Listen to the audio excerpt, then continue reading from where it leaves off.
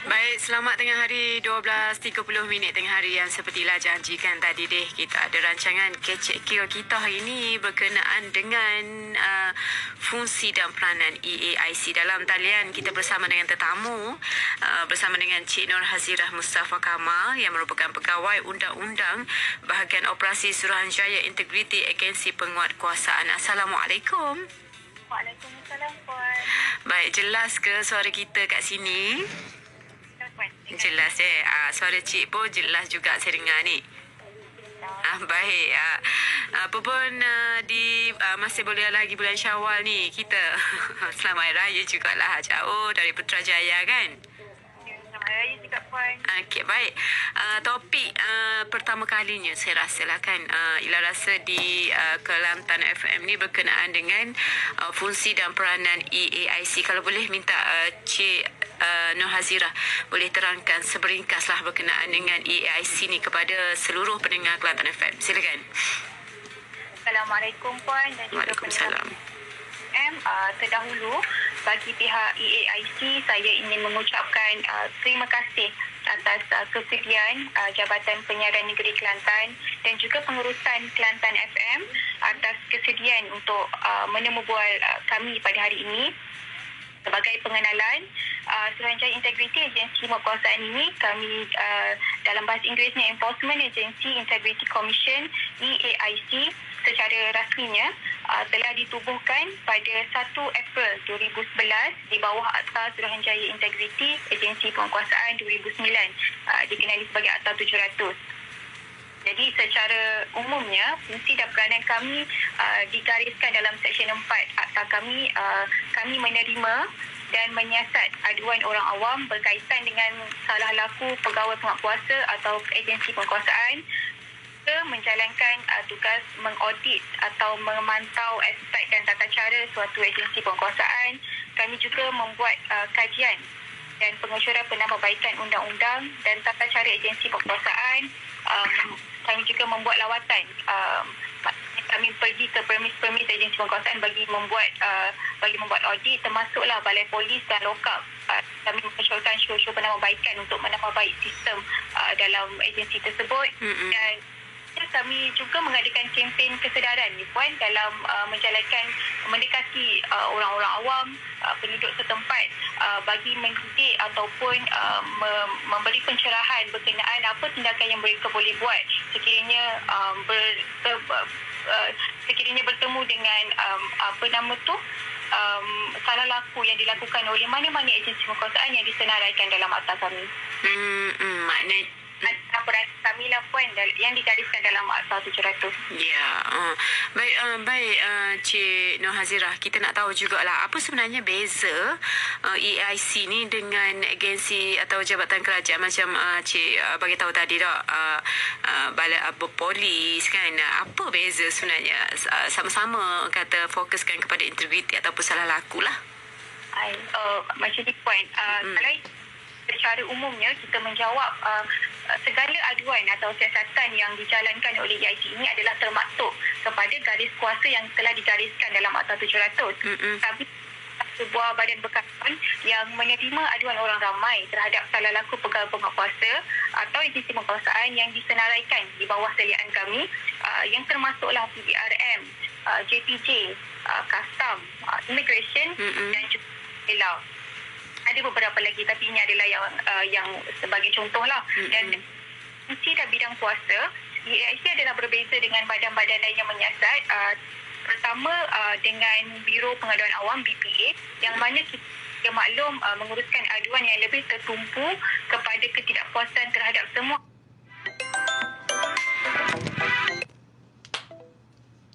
aspek pentadbiran kerajaan. Dan juga SPRM mengendalikan aduan khusus kepada pelakuan rasuah serta salah penyelewengan kuasa. Manakala unit integriti dalam setiap agensi kerajaan itu adalah satu usaha kawalan dalaman oleh agensi untuk menguruskan integriti dalam organisasi. Jadi fungsi EAIC jenis lah kalau kita nak tahu kan, ramai pendengar Kelantan FM nak tahu sebenarnya apakah jenis-jenis atau contoh lah kan salah laku yang boleh diadukan terus, dibawakan terus kepada EAIC ni. contoh salah laku yang biasa diadukan ke? Puan, kalau ikutkan catatan kami menyiasat jenis-jenis salah laku yang digariskan dalam Seksyen 24 kami, dan juga contoh-contoh aduan yang selalu datang kepada kami,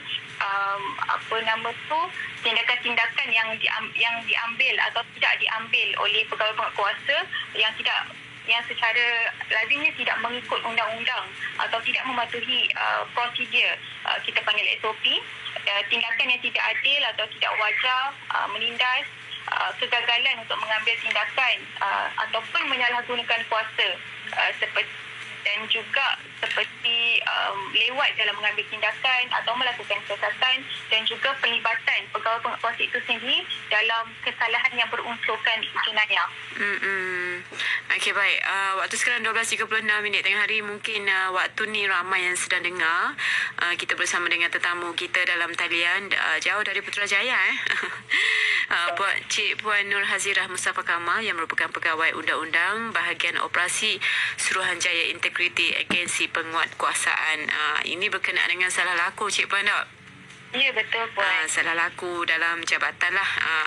Dan sebagai seperti mana yang Cik Puan beritahu tadi, contoh-contoh salah laku deh. Kalau kita nak tahu juga berkenaan secara ringkas contoh-contoh kes yang diadukan kepada EIC ni. Sebagai Puan, kalau ada pegawai penyiasat tu, kita buat report, orang awam buat report, dia melengah-lengahkan catatan. Itu biasa yang kami terima di sini lah.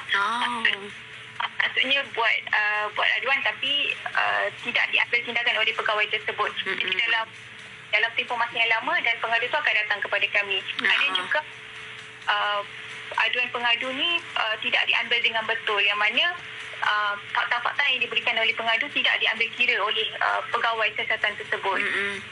Menjadikan ia tidak adil kepada pegawai, kepada pengadu tersebut. Dan ada juga yang isi penguasaan tidak mengambil tindakan menangkap penjenayah walaupun jenayah tersebut telah dilaporkan dan penjenayah telah dikenal pasti. Kegagalan untuk mengambil tindakan tersebut atas apa-apa alasan yang menyebabkan kes terhadap kes pengadu tersebut terjejas ataupun dikata jadi lambat lah. Ya, betul, Puan. Jadi macam dia ambil tindakan dengan membuat aduan kepada EIC lah. Dan sekiranya pengadu-pengadu kami ni melihat aktiviti yang tidak melanggar undang-undang yang dilakukan oleh pegawai penguatkuasa ni, kami menyeru juga untuk datang kepada kami untuk membuat aduan tersebut lah, untuk melampirkan apa-apa dokumen atau bukti yang mereka boleh berikan kepada kami bagi satu tindakan siasatan dijalankan oleh pihak EIC. Ya, itu dia. Baik, kita nak rehat seketika, kita nak dengar lagu dulu. Lepas ni kita sambung balik Okay. Baik. Hari Isnin 23 Mei 2022 dalam rancangan Kecek Kira kita bersama dengan tetamu dalam talian Cik Puan Nur Hazirah Mustafa Kamal, pegawai undang-undang bahagian operasi Suruhanjaya Integriti Agensi Penguatkuasaan. Tadi dah jelaskan, Cik Nur Hazirah dah jelaskan berkenaan dengan contoh-contoh kes lah yang diadukan tak. Ada secara umumnya macam tak puas hati dengan perkhidmatan ke, melambat-lambatkan. Betul, Cik Puan? Ya, betul. Baik. Seterusnya nak tahu juga kalau dah buatlah jika dah buat aduan di atas contoh kes yang telah pun diadukan tu, sure ataupun jenis tindakan yang diambil oleh EAIC kepada agensi penguatkuasaan yang pengadu buat aduan lah berdasarkan kes-kes salah laku yang telah pun disahkan. Bagaimana? Okey, Puan. Ini saya jelaskan dululah. Sebenarnya kami di EIC tidak mempunyai kuasa untuk mengambil tindakan tata tertib secara langsung. Kan pihak berkuasa tata tertib yang boleh mengambil tindakan tersebut secara langsung ke atas pegawai penguatkuasa tersebut. Tetapi dalam peruntukan asal kami digariskan bahawa EIC boleh membuat sure kepada untuk mengambil tindakan-tindakan yang sewajarnya ke atas aduan salah laku yang telah disahkan. Dan kami, apabila satu siasatan itu lengkap, kami akan bawa ke mesyuarat Suruhanjaya, yang mana pesuruhjaya kami akan bersidang dan memutuskan sekiranya tersebut dapat disahkan berasas disyorkan tindakan seperti berikut, yang antaranya yang kami boleh syorkanlah di bawah peraturan-peraturan pegawai awam, hukuman tata tertib yang setimpal, lucut hak emolumen ataupun turun pangkat atau buang pangkat, gaji, hukuman amaran dan juga sekretariat hukuman buang kerja. Jadi show-show tersebut diperakukan oleh pesuruhjaya-pesuruhjaya yang bersidang, dan kami akan memberikan surat ataupun show tersebut dipanjangkan kepada pihak PBT, dan pihak PBT yang saya maksudkan tadi pihak berkuasa tata tertib setiap agensi dikehendaki memaklumkan kepada EAC mengenai tindakan dan alasan mengenai keputusan show yang EAC kemukakan tersebut dalam tempoh 14 hari. Jadi kami akan mempanjangkan kepada pihak berkuasa tata tertib lah. Siasatan telah lengkap dijalankan dan apabila ada keputusan, kami panjangkan kepada pihak berkuasa tata tertib tersebut. Okey, faham. Baik, itu adalah saluran juga saluran yang betul yang telah dilakukan oleh EIC. Cara-cara tu pengadu nak buat aduan salah laku kepada EIC tu, cara bagaimana tu? Okey, ada beberapa cara yang kami menyeru penduduk-penduduk ataupun orang awam datang kepada kami untuk dapat adu. Pertama, boleh hubungi kami di talian aduan kami 03 8880 5651 atau 03 8880 5650 atau 03-8880-5649. Ini adalah aduan kami yang mana pihak pengadu boleh menghubungi untuk mendapatkan khidmat nasihat dahulu sebelum nak buat aduan, atau mungkin nak bertanyakan dahulu. Kami boleh terima panggilan tersebut. Terima panggilan dan untuk buat aduan secara detailnya, pertama boleh melalui e-aduan. Ini melalui laman web kami www.eaic.gov.my. Saya ulang ya, www.eaic.gov.my. Di situ ada platform e-aduan yang mana pihak pengadu boleh mengisi borang aduan dalam web tersebut dan terus menghantar kepada kami, atau emailkan ini secara email sendiri kepada aduan@eaic.gov.my. Dan juga ada juga yang memilih untuk hadir sendiri ke pejabat kami di Aras 5, bangunan Menara Usahawan, Presin 2, Putrajaya. Oh, Presin 2.